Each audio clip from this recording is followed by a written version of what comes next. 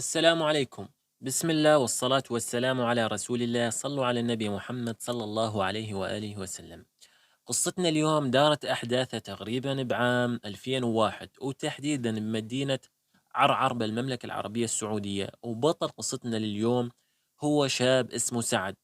تقريبًا بأثناء ما دارت أحداث هاي القصة أو بعام 2001 كان عمره 19 سنة، ووالده كان عنده شاحنة يشتغل عليها بالاستيراد والتصدير، يعني من السعودية للمملكة الأردنية الهاشمية أو بالعكس.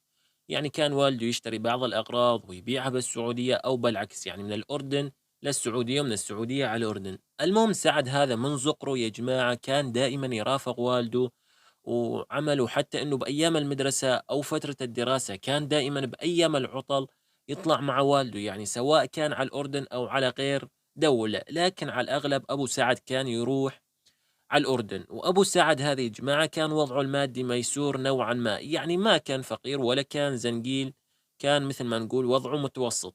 المهم بعد ما كبر سعد وصار بهذا العمر 18 19 عام، بدأ يحاول يستخرج شهادة القيادة اللي تخص هاي السيارة. وبالأساس أبو سعد كان دائمًا يعطي الشاحنة لابنه يخليه يقودها، يعني بالأماكن اللي ما يكون فيها دوريات ولا يكون فيها مراقبة.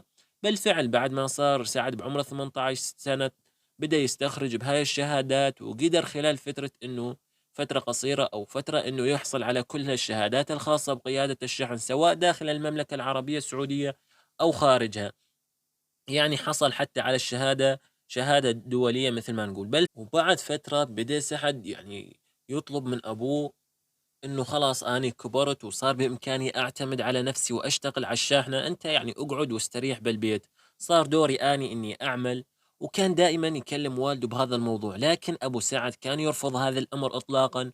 وبالنسبة لشغل أبو سعد يعني فكان يتعاقد مع الشرك سواء داخل السعودية أو بالأردن، يتعاقد معها على بعض الصفقات، ياخذ مثل ما نقول البضاعة ويروح يوديها على الأردن أو العكس. وكان أبو سعد ببعض الأحيان لما يكون ما عنده شغل يتعاقد مع بعض الشرك إنه ينقلوا لها بعض البضائع سواء داخل السعودية أو خارجها. بالفعل بيوم من الأيام كان أبو سعد متفق مع شركة إنه ياخذ لها شحنة من السعودية باتجاه الأردن.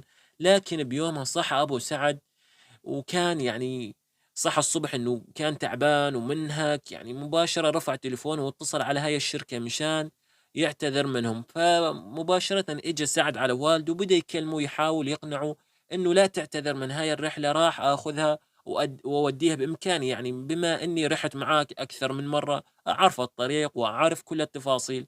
لذلك ظل يترجى بوالده. بالنهاية اقتنع أبو سعد إنه يخلي سعد هو اللي يودي هاي الشحنة على الأردن. وطبعًا بيوميتها فرح سعد جدًا بعد ما وافق والده إنه يخلّيه يعني يودّي هاي السفرة. بالفعل بعدها بدأ يوصّي والده ويخبره مشان ينتبه للطريق، وخبّره إنه يعني إن صارت الدنيا ضهر يمكن ما راح، يعني الدنيا هسه ضهر يمكن ما راح تلحق تحمّل للمغرب، لذلك بيت قبل الحدود على الاستراحة اللي قبل الحدود، وبعدها الصبح روح باتجاه الحدود وكمّل طريقك باتجاه الأردن. بالفعل اقتنع سعد من هذا الكلام وخبر والده انه لا تقلق وهو يعرف الطريق واكيد ما راح يصير معاه اي مشاكل. المهم بعدها شغل سعد الشاحنة وطلع باتجاه هاي الشركة مشان يحمل البضاعة. وتقريبا الساعة 5 المغرب انتهوا العمال من تحميل البضاعة بهاي الشاحنة. وبعدها شغل واتجه باتجاه الحدود الأردنية. ولما وصل هاي الاستراحة اللي تبعد عن المعبر الحدودي تقريبا 10 كيلو، قرر انه يمر مثل ما وصاه والده ويبات او يبيت عند هاي الاستراحة والصبح يروح على الحدود. لكن بعد ما نزل واستراح بيها وشاف إنه الليل طويل وإنه هو بالعادة أصلًا ما كان ينام قبل الساعة 2 و3 الفجر.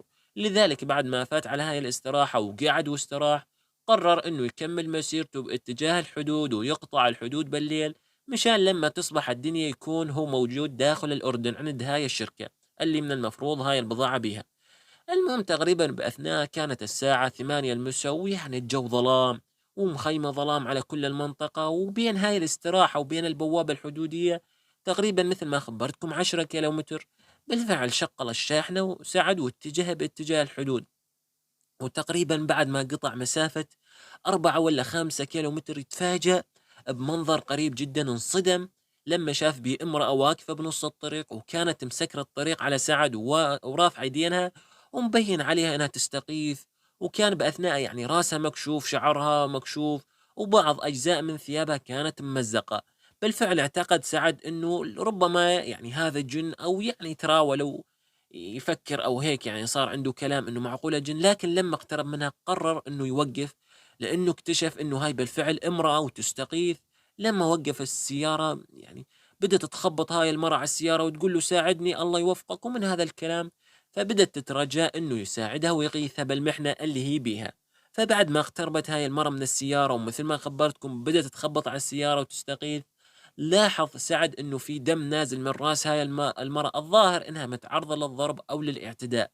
بالفعل بعدها ما عاد يعرف سعد شو يسوي، وظل جالس بالسيارة ويفكر يا ترى أشيل المرأة هاي وافتح لها باب السيارة وأشوف شنو قصتها ولا لا. يعني كان متخوف من عمليات الاحتيال، وبنفس الوقت كان يتذكر وصية والده إنه ما يوقف لأي شخص على الطريق مهما كانت الظروف.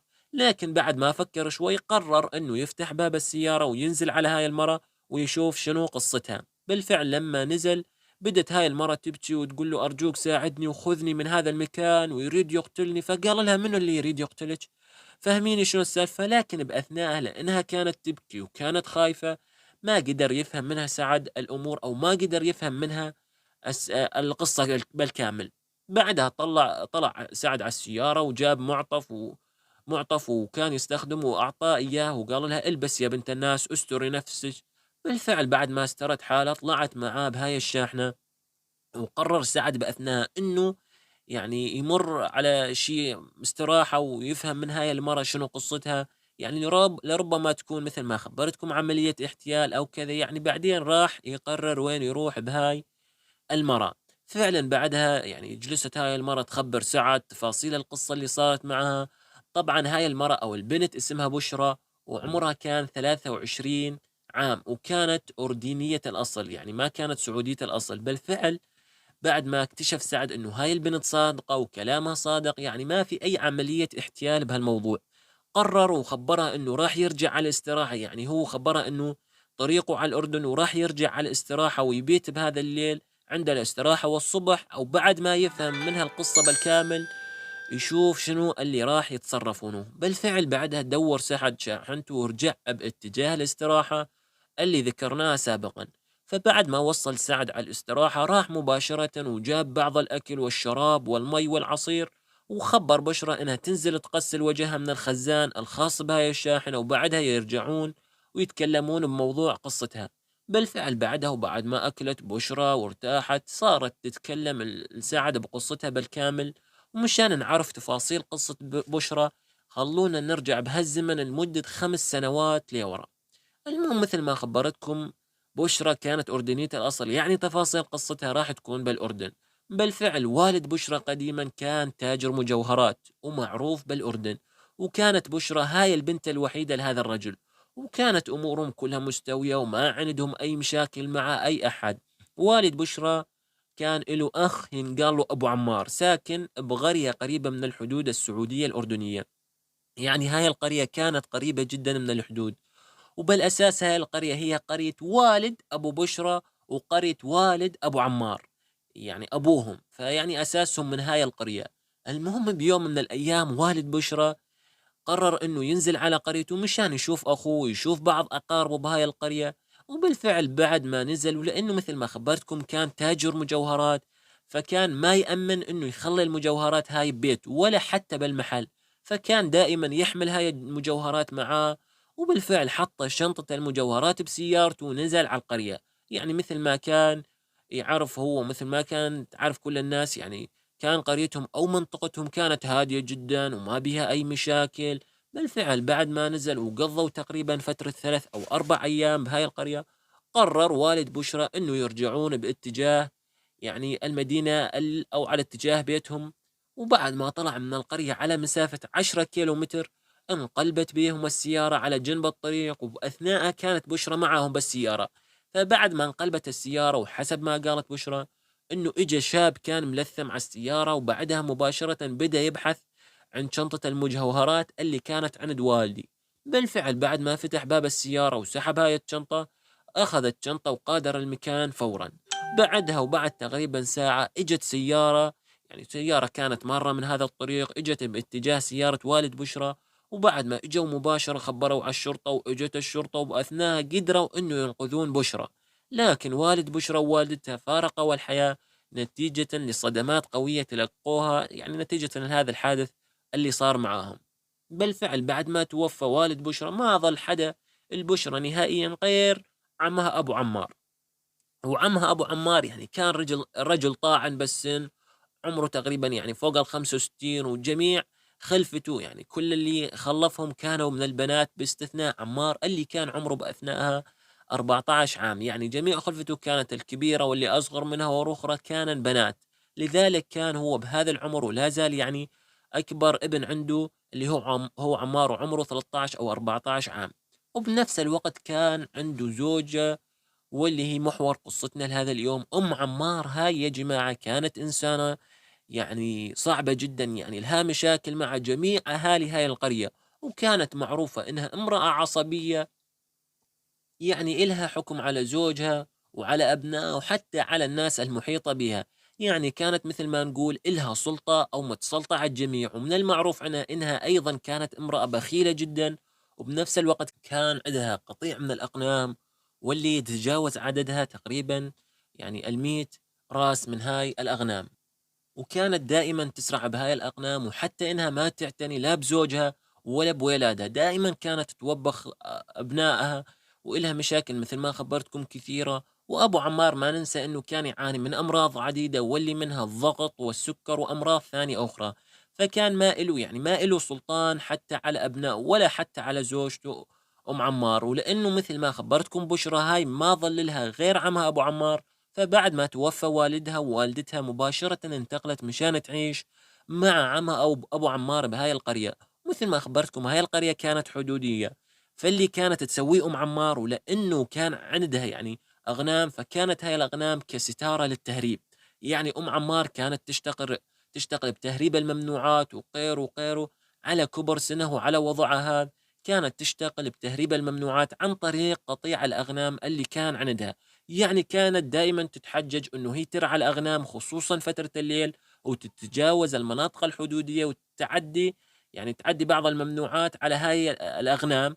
وكانوا يعني دائما لما يمسكون الحرس الحدودي ان كان الاردني او السعودي كانت دائما تتحجج انه الدنيا ليل وما حست يعني هي وين جاية. يعني كانت دائما تقول لهم احنا من القرية هاي وطلعت مشان اسرح بالاغنام وسرحت شوي، ودائما يعني حجج بهاي الحجج انه ما انتبهت للحدود. وكانوا يعني ما يلقون لها أي اهتمام، ودائما يرجعونها ويطلعونها برا هاي المحميات يعني أو برا هاي المناطق المحرمة. مثل ما تعرفون دائما الحدود يكون فيها مناطق محرمة، فيطالعونها برا هاي المناطق وترجع على بيتها وكأن شيئا لم يكن. لكن اللي ما كانوا يدرون به هذول الحرس انه ام عمار كانت تهرب الممنوعات عن طريق هاي الاغنام.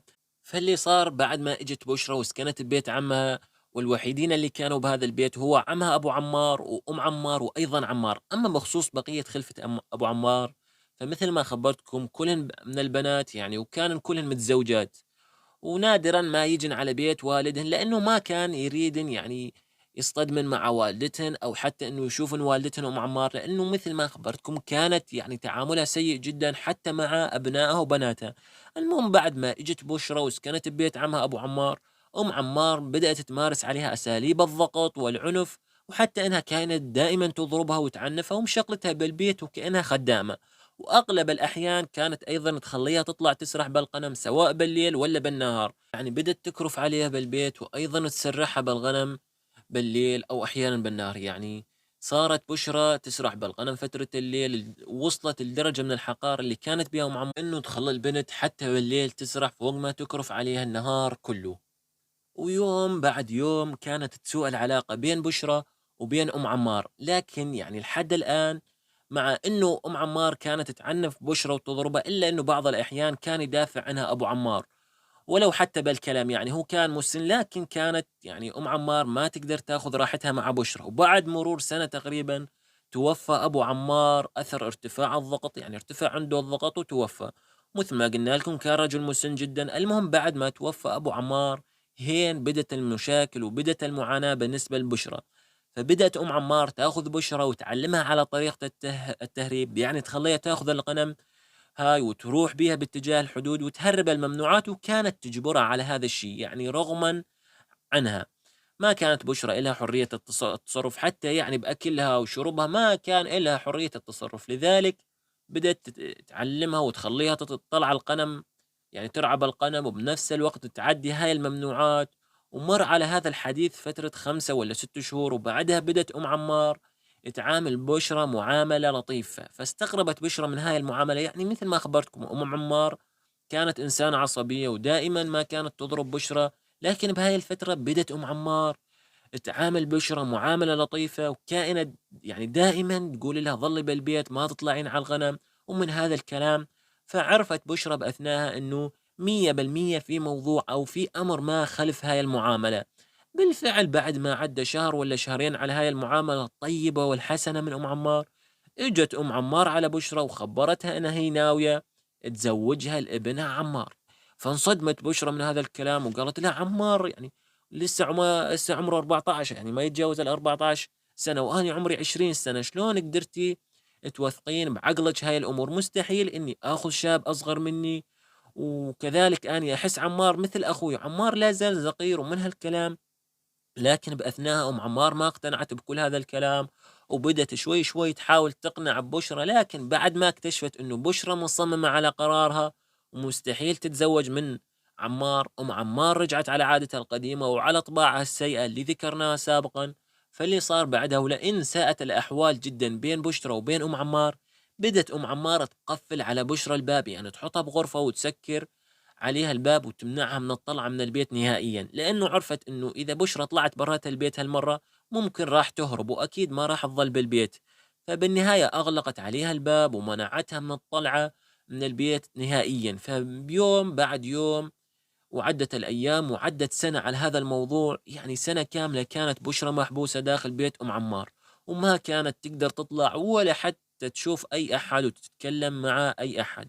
المهم بيوم من الأيام مثل ما خبرناكم أم عمار كانت تهرب الممنوعات على الحدود، وكانت تربط هاي الممنوعات على بطن الحمار أو على بطن الأغنام وتعديها مثل ما خبرتكم بالطريقة السابقة. لكن بيوم من الأيام ساقطة كمية كبيرة أو واقعة كمية كبيرة من هاي الممنوعات اللي كانت رابطتها بأثناء أم عمار ببطن أحد الأغنام. بالفعل بعد ما وصلت أم عمار على البيت اكتشفت إنه كمية الممنوعات واللي كانت تتجاوز الكيلو وأغرام من الممنوعات أو المخدرات، اكتشفت إنه هاي الكمية كانت ضايعة أو ساقطة من بطن هاي الأغنام. بالفعل يعني بعدها بدأت تفكر أم عمار يا ترى شنو بإمكانها تسوي، لأنه هاي الكمية كانت تاخذها من الشخص من السعودية وتدخلها على الأردن، وكانت دائما في حسابات أو فرق حسابات بين أم عمار وبين هذا الشخص اللي كان يجيب هاي الممنوعات. يعني بأثناء كان مطلوب من أم عمار إنها تدفع ثمن الممنوعات، لكن ثاني يوم قررت إنها تروح وتبحث عن هاي الممنوعات بالمكان اللي مرت منه، وبعد بحث طويل ما قدرت تتوصل لأي شيء نهائيا.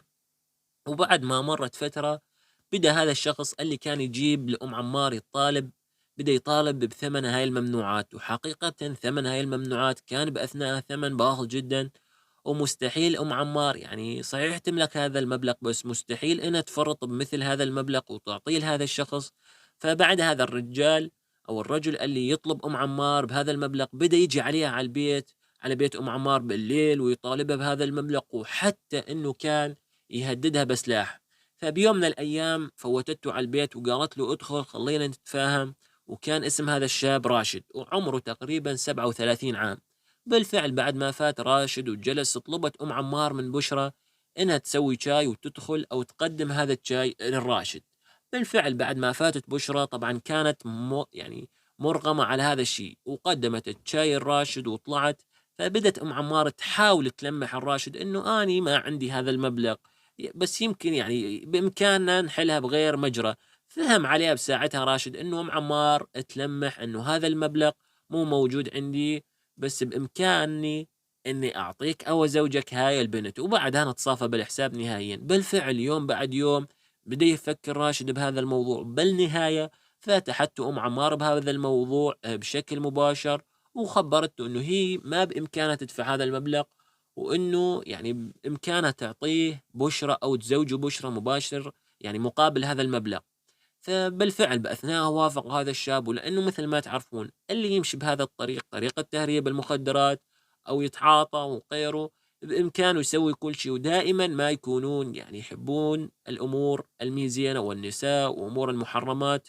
فبالفعل مباشرة وافق راشد على هذا الأمر، وبدون ما يكتبون أي عقد نكاح أو بدون ما يعقدون أي عقد، مباشرة راشد أخذ بشرى وخبرها إنه بس نوصل على القرية أو على قريتي راح يجيب شيخ ويسوون عقد ويتزوجون بشكل نظامي. وخبرها انه يحبها وهو اعجب بيها من هذا ومن هذا الكلام، لكن يعني باثناء فكرت بشرى انه خلاص هي تحررت من السجن اللي كان عند ام عمار، لكن ما كانت تدري انه هي اجت على سجن ثاني كان اكبر من سجن ام عمار واشق عليها من هذا السجن. المهم بعدها وبعد ما اتجهت بشرى مع راشد مشان يقطعون او يعبرون هاي الحدود باتجاه السعودية على القرية اللي يسكن بها راشد، بأثناء كانت مبسوطة جدا بشرى، ومثل ما خبرتكم كانت فرحانة إنها غادرت من عند أم عمار. بالفعل لما وصلت جابها على بيت، كان هذا البيت على أطراف هاي القرية وكان واسع جدا، ولما وصلت على البيت مباشرة فتح الباب ودخل بشرى على هذا البيت ودخل معاها. فاللي كانت متوقعته بشرى انه تلاقي اهل هذا الشاب ولا تلاقي اقاربه موجودين بهذا البيت، لكن لما دخلت تفاجأت انه ما كان في احد موجود نهائيا غير هذا راشد. ومباشر بدأ راشد يحاول يعتدي عليها ويقترب منها، فبدأت تصرخ، لكن ما كان هذا الأمر ينفعها أبدا، لأنه مثل ما خبرناكم هذا البيت كان بعيد جدا عن القرية. وبالفعل بعدها وبعد ما اعتدى عليها هذا راشد بدأ يعني بدون ما يكتب أي عقد بيناتهم، يعني ما كانت زوجته، بدأ يعتدي عليها مباشر، ونفس العملية كان يغلق عليها الباب ويمنعها أنه تطلع من هذا البيت نهائيا. بالإضافة لأنه كانوا يعني يجونه أصحابه الشباب يعني متقربين ويقعدون عنده فترات طويلة، وكان يجبرها إنه تخدم على هذول الشباب وتجيب لهم الشراب وغيره وغيره. ومرت الأيام وعدت سنة تقريبا على هذا الكلام، يعني ظلت بشرى تتعرض للاعتداء والإهانة والضرب لمدة عام كامل، وأيضا كانت محبوسة بهذا البيت. وبيوم من الأيام إجا عليها راشد وبأثناءها يعني شربان وسكران ومثل ما نقول يعني فاصل، فيوزاته طاقة خالص بشكل كامل. فبدأ يحاول يتقرب منها كالعادة، وكائنت دائما هي تمنعه لما يحاول يتقرب منها، لكن كان دائما يضربها ويجبرها. فلما كان يضرب بيها ويضرب بيها تفعته بأثناءها وسقط على الأرض وانصدم راسه بزاوية أو بالدولاب الخاص بالألبسة الخزانة اللي كانت موجودة بغرفتهم. وبأثناء أيضا فقد الوعي بشكل كامل، وقدرت إنها تاخذ المفاتيح من عنده وتطلع برات البيت. وبعدها طلعت على الشارع القريب، يعني بعد ما مشت تقريبا 1 ولا 2 كيلومتر. أصلا هي ما كانت تعرف المنطقة بشكل كامل، يعني من لما جابها ودخلها على هذا البيت ما قدرت إنها تغادر باب البيت نهائيا. فبعد ما شافت أضوية السيارات تمر على مسافة 2 كيلومتر قررت إنها تتجه باتجاه هاي الأضواء. وبالفعل لما وصلت على الطريق وقفت سيارة، ولا هاي سيارة سعد، وبعدها طلعت مع سعد وهي نكون وصلنا للنقطة اللي بدينا منها. فبعد ما سمع سعد قصة بشرى وخبرته بكل هاي التفاصيل، مباشرة قرر انه ياخذها باتجاه بيت والده، وقرر انه يعني يخلى القرار لوالده، يعني يا ترى يسلمها للشرطة او شيء يسوي بها يسويه. بالفعل باثناء طلب منها سعد طلب من بشرى انه يخبر الشرطة ويخليها تيجي على هذا المكان، لكن بشرى كانت خايفة وكانت تظن انه لربما الشرطة يعتبرونها شريكة للجرائم اللي كان يرتكبها راشد. فبالفعل بعدها شغل سيارته ورجع باتجاه مدينة عرعر على بيت أهله. وبعد ما وصل انصدم أبو سعد لما شاف سعد، وأيضا كانت معاه بنت اللي كان مبين عليها آثار الضرب وآثار العذاب اللي كانت تتعرض له. وبالفعل بعدها سعد خبر والده بكل هاي القصة وطلب منه أنه يقنعها ويفهمها ويهديها ويخبرون الشرطة بعدها، واللي بدورها راح يعني تتصرف بهذا الموضوع. بالفعل بعد ما أبو سعد يعني بعد ما فهم القصة من بشرى وبعد ما ارتاحت يومين ثلاث، قرر انه ياخذها ويروح باتجاه اقرب مركز امني ويخليها تدلي يعني باعترافاتها. بالفعل بعدها ادلت بشرى بكل اعترافاتها عند رجال الامن، واثناء القوا يعني القوا القبض على راشد وعلى جميع الشبكة اللي كانت متفقة معه. لكن باثناء الشرطة خبروا ابو سعد انهم يعني مجبرين انهم يسافرون بشرى خارج المملكة، لانه ما كانت تحمل أي أوراق ثبوتية يعني تثبت شخصيتها، ولا حتى كان إلها يعني لا إقامة ولا جواز ولا فيزياء أبدًا. بالفعل بعد ما سمع أبو بشرة بهذا الخبر قرر إنه يسافر مع بشرى على الأردن ويسوي لها يعني الأوراق الثبوتية الخاصة بها بالأردن، وبعدها يدخلها على السعودية بشكل نظامي. يعني كان مصر أبو سعد إنه يخلي هاي البنت تعيش عنده بالبيت، وبالفعل بعد ما راح على الأردن وبعد مدة يعني هو يجري لها كل الإجراءات، ولأنه ما كان إلها أحد بالأردن نهائيا قرر أبو سعد إنه يخليها تعيش عنده بالبيت. وبالفعل بعد سنتين والّا 3 من ظن تقدّم لها شخص كان يعرفه أبو سعد، تقدّم هذا الشخص للزواج من بشرى، وبالفعل بعد 20 يوم تقريبًا تم الزواج، وعاشت بشرى بعدها حياة رقيدة وحياة هنية، وتخلّصت من كل العذاب وكل اللي كانت صابرة عليه بداية حياتها. المهم هي نكون وصلنا لنهاية قصتنا، ولا تنسون أخواني الاشتراك بالقناة والإعجاب بالفيديو إذا أعجبتكم هاي القصص. يعني أتمنى أنكم تدعمونا وما تنسونا من الدعم مشان نقدر نستمر أكثر وأكثر ونقدم لكم الأفضل. ودمتم في أمان الله ورعايته وحفظه، مع السلامة.